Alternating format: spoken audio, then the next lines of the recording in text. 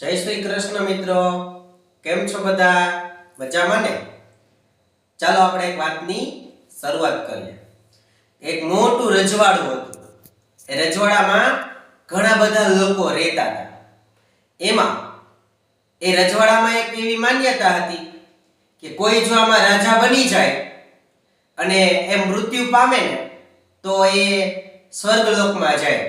અને સ્વર્ગલોકમાં જાય એટલે મોટું પર્વત છે, એ પર્વતમાં એનું નામ લખવાનું, આવી માન્યતા હતી. એટલે એક દિવસ એક વ્યક્તિને એવું થાય છે કે લાવ ને હું રાજા બની જાઉં અને હું સ્વર્ગલોકમાં જાઉં. એટલે એન કેન કરીને ઘણા બધા પ્રકારે આમ તેમ કરીને એ રાજા બને છે અને સારું એવું રાજ્ય ચલાવે છે. લોકોમાં એની નામના પણ થાય છે અને એ રાજાની વાહવા પણ થાય છે. પછી એ મૃત્યુ પામે છે એટલે જાય છે એટલે જોયું એને કે સ્વર્ગના દરવાજાની અંદર જવાનું હતું. એટલે દરવાજે એક વ્યક્તિ ઊભો હતો એટલે એ વ્યક્તિ આવ્યો અને કીધું કે તું મને ઓળખે છે હું કોણ છું? એટલે દરવાજે ઊભેલો વ્યક્તિ છે ને એ ખડખડાટ હસે છે. કેમ મને એવું પૂછો છો?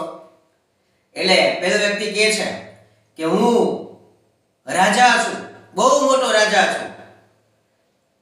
છઠ્ઠા દરવાજા વાળો હસે છે ને કહે છે ભાઈ તારા જેવા રાજા તો કઈક આવ્યા ને કઈક ગયા, મને ખબર છે. એમ નહીં, તું મને કહી દે કે પેલો પર્વત ક્યાં છે, એની ઉપર સોનાનો પર્વત છે, એની ઉપર મારે નામ લખવાનું છે મારું. એટલે એ જાય છે દરવાજામાં અને કહે છે ભાઈ ડાબી બાજુ વળી જા. ડાબી બાજુ વળીને જમણી બાજુ વળશે. એટલે ડાબી બાજુ વળીને જમણી બાજુ વળે છે. મોટો જબર પથ્થર હતો હોનાનો. જોયું તો એમાં પોતાનું નામ લખવાની જગ્યા પણ નહોતી. એટલે પાછો દરવાજા આવે છે ને કહે છે કે ભાઈ ત્યાં તો મારું નામ લખવાની જગ્યાએ નથી. એટલે પેલો દરવાજે ઊભો હતો ને એ વ્યક્તિ એવું કહે છે કે ભાઈ કઈક આવ્યા ને કઈક ગયા, ક્યાંથી જગ્યા હોય? તારે નામ લખવું હોય તો એ નામ છે ને એની ઉપર જઈને લખીને વયો જા, બાકી એ જગ્યા છે નહીં. મિત્રો, આ વાત એમ કહે છે કે તમે આગળ વધવા માટે તમારા સગાવાલા, સગા સંબંધીઓ, મિત્રો કે કોઈ પણ અન્ય વ્યક્તિઓને તમે પછાડીને આગળ વયા જાઓ છો. આગળ વહી ગયા પછી તમને યાદ આવે છે કે મેં આ ખોટું કરી નાખ્યું છે, મારા ત્યાં ખોટું થઈ ગયું છે, આવું ન કર્યું હોત તો સારું હતું. ઘણા બધા પ્રશ્નો થાય છે, વિચારો આવે છે અને આપણે ઘણું બધું પાછળ મૂકીને પણ ગયા હોઈએ છીએ, એને આપણે યાદ કરતા નથી.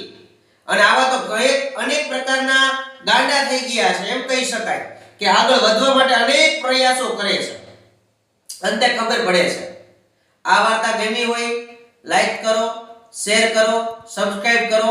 જય હિન્દ, જય ભારત.